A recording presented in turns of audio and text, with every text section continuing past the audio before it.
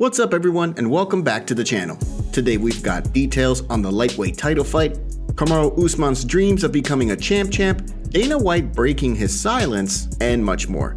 Don't forget to like this video and subscribe to the channel to see more videos just like this. Now let's get into it. Kamaru Usman once considered challenging Jan Blachowicz for the light heavyweight title.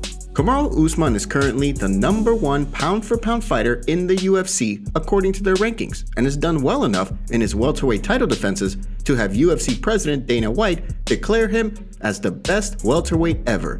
While he does have a few more title defenses to officially surpass Georges St. Pierre for the most championship title defenses, Usman's 5 have been against top competition, and he's still hungry for more. Case in point, in a recent interview with GQ this week, Usman admitted that he contemplated moving up in weight, not to middleweight, but to light heavyweight, and potentially challenge Jan Blachowicz, who was the champion until last October. This is what he had to say in the interview. "I was going to skip Israel and go fight Jan at 205 pounds, because I'm pound for pound, I want to prove it. No matter what weight it is, I thought he was a really good matchup for me. I think I would beat him." There was talk that the UFC wanted Usman to challenge Adesanya for the middleweight title, even before his November rematch against Colby Covington, which he won via decision. Usman has repeatedly said he's not interested in challenging his African brother, but light heavyweight, who knows? Meanwhile, Blachowicz lost the light heavyweight title to Glover Teixeira via submission at UFC 267. At the moment, Usman is healing from a hand injury sustained during that UFC 268 clash against Covington in November, and he's on a collision course to defend his title against Leon Edwards next, sometime this year. But what do you think of Usman admitting that he was looking to challenge Jan Blachowicz for the light heavyweight title last year? Jiri Prochazka plans to train with Henry Cejudo and Jon Jones to take his wrestling to another level for UFC 274.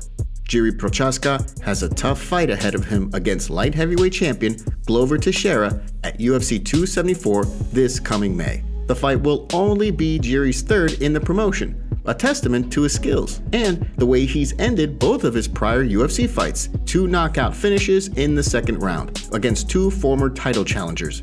The former Rise and Light heavyweight champ is on a 12-fight winning streak that dates back all the way to 2016 and includes wins over King Mo, Muhammad Lawal, Fabio Maldonado, Dominic Reyes, and Volkan Oezdemir. Despite being primarily known as a cagey striker, champion Glover Teixeira has a number of submission victories in his career.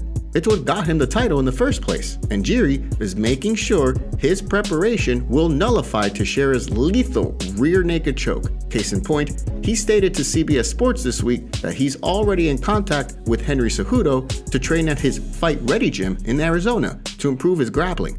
This is what the Big Check had to say. I'm working about the preparation in America.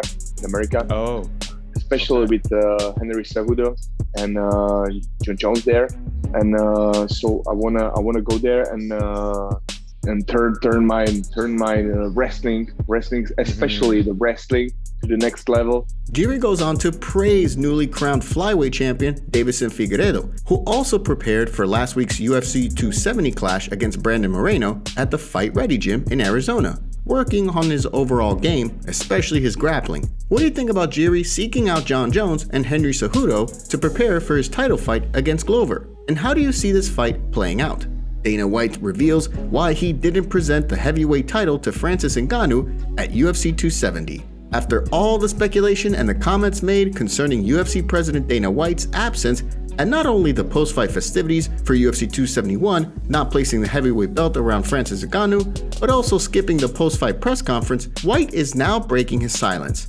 Days after his public absence, he's now back talking about what happened that night, that he needed to step away, with all the eyes on him and a contract dispute looming with the heavyweight champion. In an interview on ESPN with Laura Sanko, White not only admonished journalists and media members who made this a big deal, but he's also saying that he had to take care of some stuff. This is what he said. I actually walked in the arena right after the co-main event because there was stuff going on backstage that I was dealing with. But, you know, for anybody to think that I was showing any type of disrespect toward Francis, I saw Francis all week, you idiots.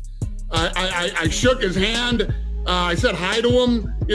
I was out there for the stare downs, the whole thing.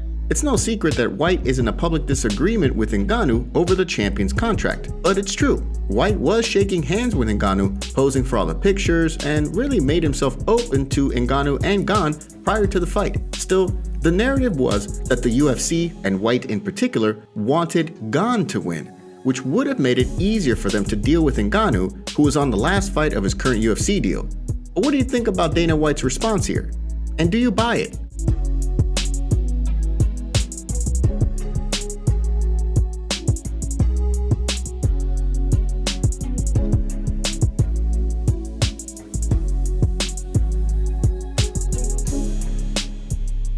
Don't forget to take a second to hit that like button and subscribe to the channel to stay up to date on the latest fight news. Booked. Lightweight champion Charles Oliveira to defend his title against Justin Gaethje at UFC 274. Just days after Justin Gaethje said he'd be up to fight Charles Oliveira in Brazil at UFC 274, the UFC is now booking this highly anticipated lightweight title fight for this specific event. Still, it looks as though the fight won't be taking place in Brazil after all, after multiple sources close to the UFC say that it will now take place in the United States, though specific venues have yet to be announced. It's unclear why the UFC changed the location for UFC 274 from Rio de Janeiro to the US, though some speculate it's due to COVID-19 travel restrictions. Regardless, the UFC 274 card is shaping up, with Jiri Prochazka set to challenge Glover Teixeira for the light heavyweight title, and now Charles Oliveira defending his lightweight title against the highlight reel in Gaethje, though Bronx is coming off his first title defense at UFC 269, a submission win over Dustin Poirier in the third round. Gaethje, meanwhile, is coming off a unanimous decision win over Michael Chandler at UFC 262 in the consensus 2021 Fight of the Year. UFC 274 will also feature the return of Lupita Godinez to take on Ariane Carnelosi and Macy Chiasson versus Norma Dumont. Are you excited for UFC 274's co-main event between Oliveira and Gaethje? And how do you think this fight will go? Fernand Lopez didn't believe Francis Ngannou's injury rumors and told Cyril Gane to not kick his knee.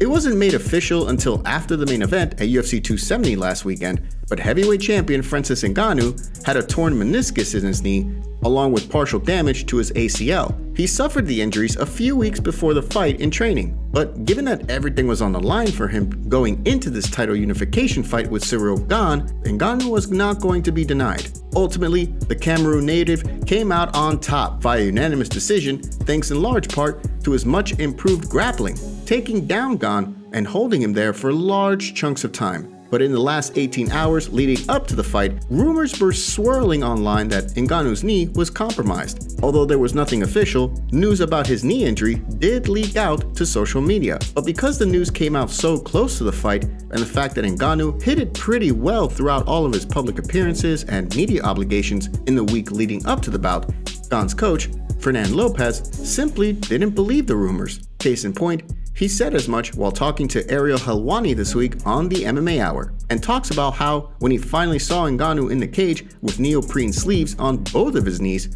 this is what he told his fighter. As I called Cyril to come close to me, and I said to Cyril, don't fall to the bed. Don't go there for the low kick. He will counter you. I don't believe that Francis is hurt. Don't go there. Don't kick him on low kick. He will counter you. That's what I said to him. Lopez's disbelief about Ngannou's injury was enough for him to tell Gane to not go after the knee, believing it was a trap. But the rumors turned out to be true, and Ngannou announced that he was pretty injured going into the fight, prompting him to grapple with Gane. Still, what do you think of Fernand Lopez admitting he didn't believe Ngannou was hurt going into the fight? And what do you think of him telling Gane not to go after that knee and not fall for the so-called bait? Today's video was packed with some juicy stories from the fight world. What are your thoughts about what's going on in MMA? Don't forget to smash the like button and subscribe to the channel to see more videos just like this.